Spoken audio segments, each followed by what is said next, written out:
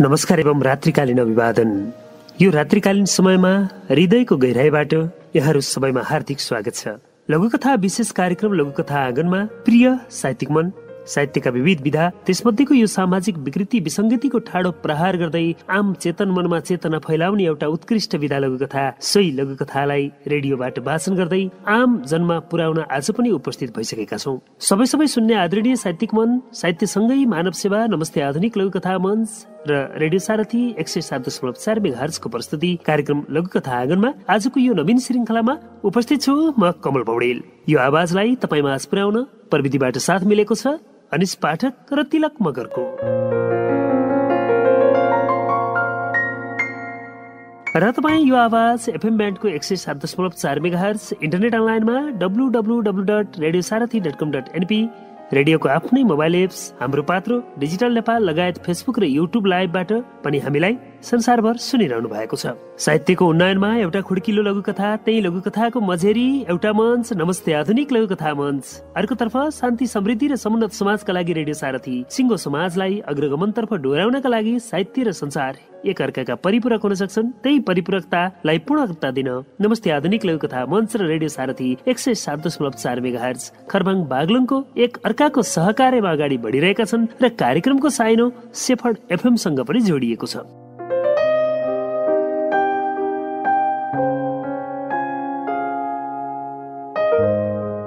यो कार्यक्रममा हामी नमस्ते आधुनिक लघुकथा मञ्चको परिचयसँगै तपाईँकै आफन्तहरूको जन्मदिन र स्मृति दिन वा कुनै विशेष दिन हामी रेडियो र अन्य विभिन्न सामाजिक सञ्जालबाट प्रसारण गर्छौं। सो कार्यक्रमबाट प्राप्त हुने सहयोग मानव सेवामा खर्च गर्छौं। त्यसैले यति बेला हामी साहित्यको उन्नयनसँगै मानव सेवासँग पनि जोडिरहेका छौं।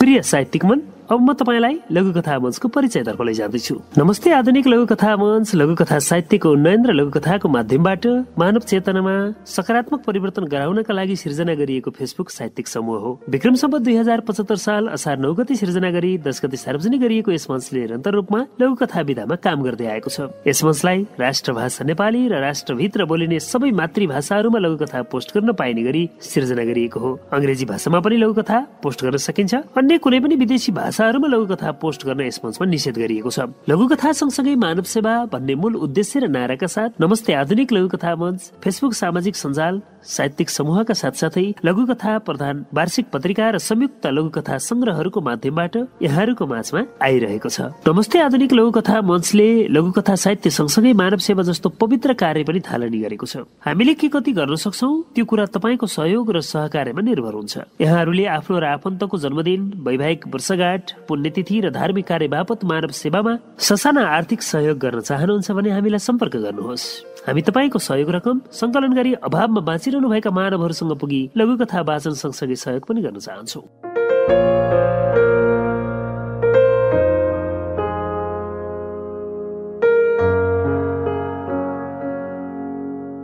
यहाँहरूले एक हप्ता अगाडि नै हामीलाई सम्पर्क गरी मानव सेवाका लागि सहयोग गर्न चाहनु भएको इच्छा राख्नु भएपछि हामी तपाईँको र तपाईँको प्रिय आफन्तको जन्मोत्सव, विवाह वर्षगाँठ, पुण्यतिथिको अवसर, शुभकामना वा श्रद्धाञ्जली सन्देश तयार गर्नेछौँ र लघुकथा वाचन अघि वाचन गर्नेछौँ। आउनुहोस्, मानव सेवामा सबै जुटौँ र हातेमालो गरौँ। हामी सबैको ससानो सहयोगले विपन्न मानवहरूलाई सकेको भरथेक गर्न सक्नेछौँ। तपाईँहरूको सुविधाका लागि मञ्च व्यवस्थापन समितिका जिम्मेवार र उत्तरदायी व्यक्तित्वहरूको नाम, सम्पर्क नम्बर र ठेगाना हामी दिन चाहन्छौँ। यहाँहरूले उहाँहरू जो कसैलाई आफ्नो सहजता वा पहुँच अनुसार सिधा सम्पर्क गर्न सक्नुहुनेछ। घनश्याम डल्लाकोटी, कृष्णजी शर्मा, मोबाइल नम्बर 9847 75136, पूर्वी चितवनमा रहनुहुन्छ। शेखर अर्याल, मोबाइल नम्बर 9860 794193, कीर्तिपुर काठमाडौँमा रहनुहुन्छ। मनोज थारू अज्ञात, मोबाइल नम्बर 9845 55638, शुक्रनगर चितवनमा रहनुहुन्छ। यमुना प्रधानाङ्ग मुना, मोबाइल नम्बर 9845 50559, वीरगञ्ज, हाल इमाडोल ललितपुरमा रहनुहुन्छ। नानी बिबु हुनुहुन्छ 9846 49 785, धुरा डाँडा लमजुङ, हाल गैंडाकोट नवलपुर। कमल पौडेल 9857 28 700, बडीघाट गाउँपालिका 2 खरबाङ बागलुङ। बसन्त अनुभव 98 90 772, घोराई उपमहानगरपालिका 14 दाङ। गणेश नेपाल 98 470 28 212, बगनास काली 1 बगनास पाल्पा। म्यामराज राई हुनुहुन्छ हतुवागढी 6, होमताङ भोजपुर, हाल जापानमा रहनुहुन्छ।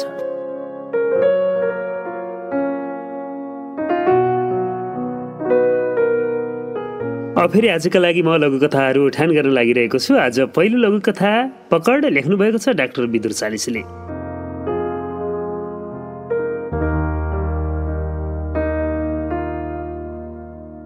एक दिन लेखक र गुण्डाको भेट भयो। उनीहरू आफ्नै आर्थिक समस्यामा थिए। विषय फरक भए पनि समस्या एकै खालको थियो। उनीहरूले आर्थिक सहयोग खोज्ने सहमति गरे। एक दिन मन्त्रीको ढोकामा लेखक झुत्रे झोला भेरेर पुगे। मन्त्रीलाई ठ्याक्कै ढोकामै भेटे। दुई हात जोडेर मन्त्रीलाई भने, हजुर मलाई सहयोग गर्नुहोस्। मन्त्रीले अर्दलीलाई बोलाए। अर्को कोठातिर लगेर लेखकलाई उसले केरकार गर्न थाल्यो। लेखकले आफ्नो झुत्रे झोलाबाट पुस्तकको पाण्डुलिपि देखाएर भने, देशको अब्बल लेखक हुँ, किताब छाप्ने पैसा छैन, सहयोग पाऊ। पहिला त अर्दलीले उटपट्याङ कुरा गरेर टार्न खोज्यो। अन्त्यतिर लेखकले साह्रै नै बिन्ती भाव, अनुनय, विनय र खुसामत गरेपछि उसले मन्त्रीलाई रिपोर्ट गर्यो। मन्त्रीले लेखकलाई झपारेर भने, हामी तपाईँको होइन, जनताको काम गर्न आएको। किताब छाप्न परे प्रकाशन हाउसमा जानुहोस्। फेरि व्यङ्ग्य र घमण्डको भाषामा लेखकलाई अर्थी दिए। तपाईँ जस्तो अब्बल लेखकलाई बाँड्ने पैसो छैन। लेखक झुत्रे झोला लिएर निस्किए। एकछिनमा पहिले भेटेको गुण्डा मन्त्रीको टेबलमा पुग्यो। मन्त्रीको नाक्कै लिएर चोर औला राखेर मन्त्रीज्यूलाई भन्यो, चुनाव एकपटक जिते पुग्यो, अर्कोचोटि जित्नु पर्दैन। मन्त्रीज्यू आफ्नो कुर्सीबाट उठेर सोफामा आइपुगे। गुण्डालाई सम्झाउँदै भने, के सहयोग गर्नु पर्यो भन्नुहोस् न, यसरी नरिसाउनुहोस् न, तपाईँ त आफ्नै मान्छे, रिसाएर हुन्छ त। मन्त्रीज्यूको माया, ममता र सद्भावबाट गुण्डा बदलियो। उसले एक शर्तमा भन्यो, ठिक छ, अहिलेलाई 50 लाख बैना दिनुहोस्, बाँकी कुरा पछि गरौँला। मन्त्रीज्यू थर्र कामेर बैनाको रकम घटाउन खोजिरहेका थिए। गुण्डा टसमस भएको थिएन। उसले आफ्नो अन्तिम वाक्य मन्त्रीज्यूलाई सुनायो, पोल खोलिदिउँ त। मन्त्रीज्यू कालो निलो भए। उनले पोल खुल्ने डरले गुण्डालाई फकाएर भने, लौ लौ अब चुप लाग्नुहोस्, बरु 50 मा अर्को 50 थपिदिन्छु। अब कुरा नजिक्नुहोस् है। त्यसपछि अर्दली र गुण्डाहरू बाहिर निस्के। अर्दली मन्त्रीलाई भन्दा गुण्डाहरूलाई बढ्ता ढोक गरिरहेको थियो र भन्थ्यो, हजुरहरूको ज्ञान र ज्यान नभए देश चलाउनै गाह्रो।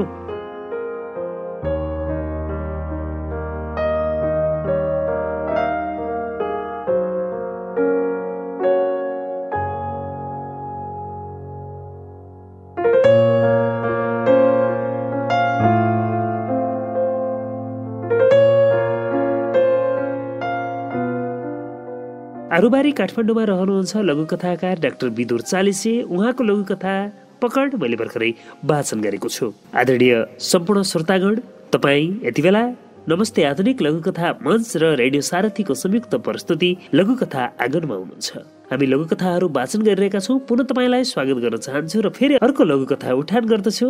लघुकथा नयाँ राजा, लेख्नु भएको छ जीवन दाहालले।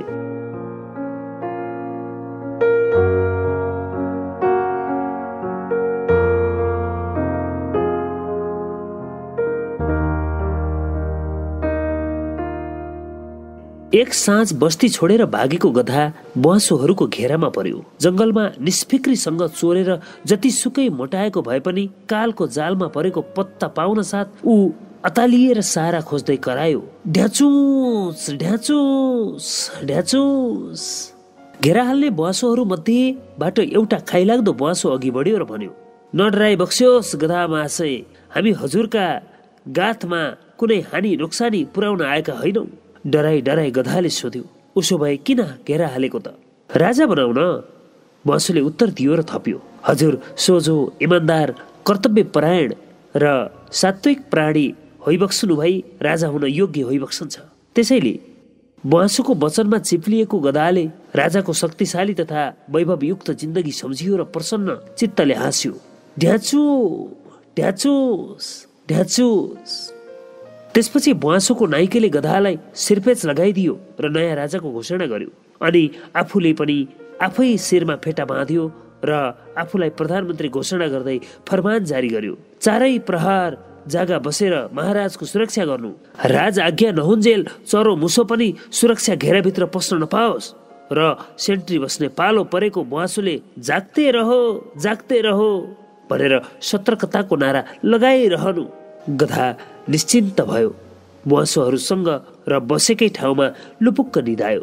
ब्वाँसाहरू भने जाग्दै रहो को नारा घन्काउँदै। अनि बिहान हुँदा ब्वाँसाहरू निधाइरहेका भेटिए र राजाको चाहिँ हाडखोर मात्र।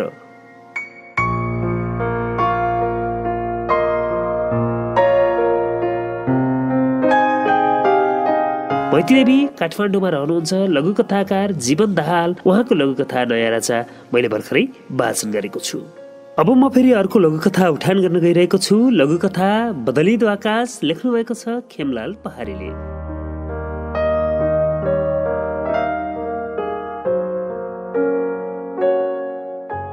दृश्य 1। बहिनीलाई भिन्न जातको केटासँग देखेपछि फन्किँदै गएर घरको छतमा उभिएका गिरीले बहिनीको आगमनको चाल पाएपछि उनीतिर नहेरी सोधे, कति भयो? के देखिस् उसमा त्यस्तो जसको लागि तैँले जात कुलको समेत प्रवाह गरिनस्?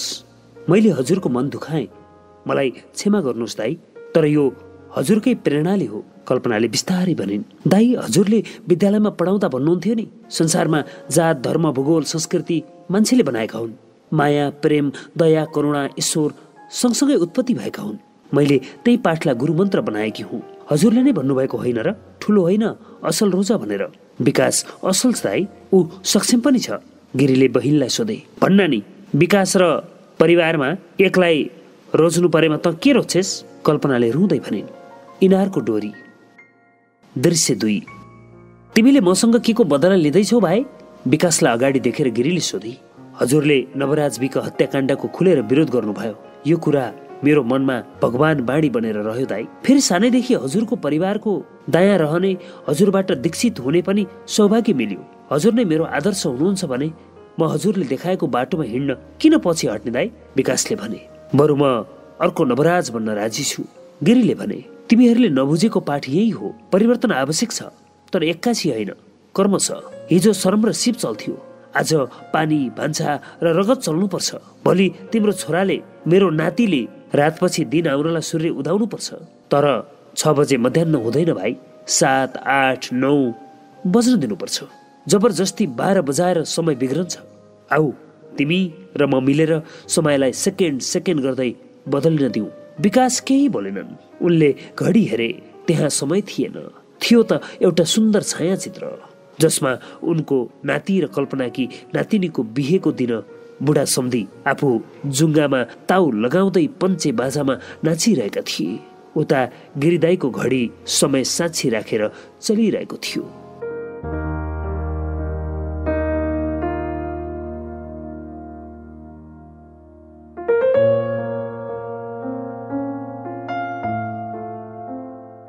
भरतपुर चितवनमा रहनुहुन्छ लघुकथाकार खेमलाल पहाडी। उहाँको लघुकथा बदलिदो आकाश मैले भर्खरै वाचन गरेको छु। अब फेरि म अर्को लघुकथा उठाउन चाहन्छु। लघुकथा छदमवेश, लेख्नु भएको छ बसन्त अनुभवले।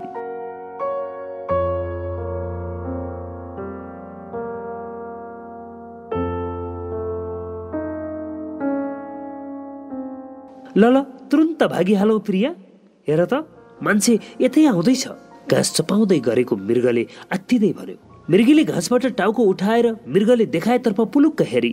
शरीरमा गेरुवा वस्त्र धारण गरेको व्यक्ति टाढाबाट उनीहरू भएतर्फ आइरहेको थियो। नआत्तिनु न स्वामी, ऊ बौद्ध भिक्षु पो हो त, शिकारी होइन नि। अहिंसक र शाकाहारीसँग पनि के डराउनु? उडाएको भावमा हाँसेर भन्दै मृगी पुनः चर्न थाली। मृग पनि ढुक्क भएर चर्न थाल्यो। ड्याम चर्को आवाजले मृगीको कानको जाली फुट्ला जस्तै भयो। उसले आत्तिँदै टाउको उठाएर हेरी। मृग रगताम्य भएर छटपटाइरहेको थियो। हातको बन्दुकलाई फुक्दै गेरुवा वस्त्र धारण गरेको छदमभेषी शिकारी हतार हतार आइरहेको थियो। डरले मृगीले त्यहाँबाट कुलेलम ठोकी। मृगी बिलौना गर्दै राजदरबारमा उजुर गर्न पुगी। राजाले उक्त छदमभेषी शिकारीलाई पक्रन लगाए।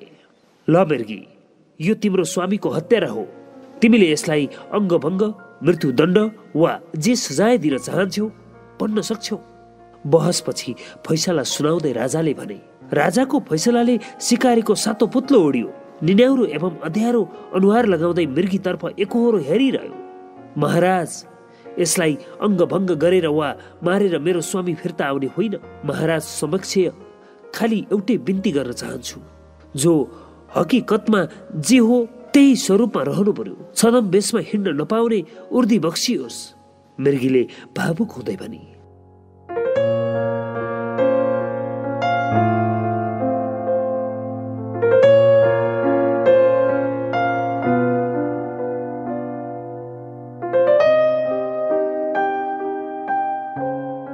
कोराई उपमहानगरपालिका 14 दाङमा रहनुहुन्छ बसन्त अनुभव। उहाँको लघुकथा छदमवेश मैले भर्खरै वाचन गरेको छु।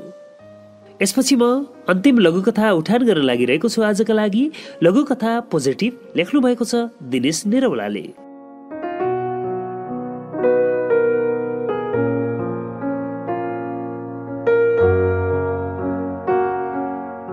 लगातारको वर्षा, माघे जाडो, साँच्चै जरुरी नभए घरबाट बाहिर ननिस्किनु नै जाति थियो। तर सृष्टिको चक्र जन्म, मृत्यु र अन्य संस्कार रोकिने कुरै थिएन। छिमेकी साइला बाजेले यो जाडो काट्न सकेनन्। एका बिहानै उनको चोला उठ्यो। छिमेकीको धर्म गाउँघरमा रहेका सबै जाडो नभनी भेला भए। मैले निकै बेर नजर दौडाएर खोजे, मेरो कान्छो भाइको घरका कोही देखिन। त्यहाँ कान्छो आफै घरमै थियो। ऊ त्यस गाउँमा चर्चित समाजसेवी, हरेकको दुःख सुखको सहयात्री। मौका परे चुनाव अगाडि नै मन्त्रीमण्डलमा पर्ने सम्भावना थियो, नत्र भने आउँदो चुनावको पक्का उम्मेदवार। ऊ बिनाको गाउँको कुनै संस्कार पूर्ण मानिँदैन थियो। मनमा शङ्काले घर बनायो। फोनबाट सोधेँ। उसले भन्यो, पोजिटिभ हल्ला छ, हामी त आएनौ दाजु। मलाई डर लाग्यो। राति 9 बजेसम्म सँगै थियौँ दाजुभाइ। उसले ख्वाक्क खोकेको पनि थिएन। घाटबाटै बिदा मागेर हतार हतार भाइको घरमा पुगे। म आश्चर्यमा परेँ। त्यहाँको वातावरण अर्कै थियो। कतै त्रास थिएन। सबै हाँसी खुसी देखिन्थे।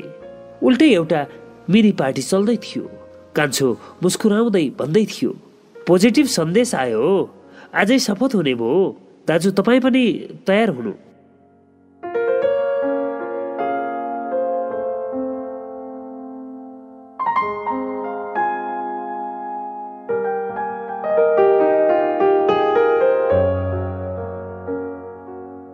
ओखलढुङ्गा हाल सुनसरीमा रहनुहुन्छ लघुकथाकार दिनेश निरौला। उहाँको लघुकथा पोजिटिभ मैले भर्खरै वाचन गरेको छु।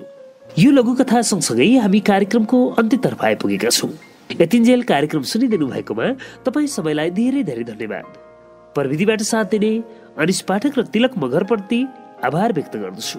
नमस्ते आधुनिक लघुकथा मञ्चका अध्यक्ष कृष्णजी शर्मा, घनश्याम डल्लाकोटीज्यूप्रति यी लघुकथाहरू सम्पादन गरिदिनु भएकोमा धेरै धन्यवाद व्यक्त गर्दै आजको कार्यक्रमबाट म लघुकथावाचक कमल पौडेल आज्ञा चाहन्छु। तपाईँको बाँकी समय शुभ रहोस्। नमस्ते, शुभरात्रि।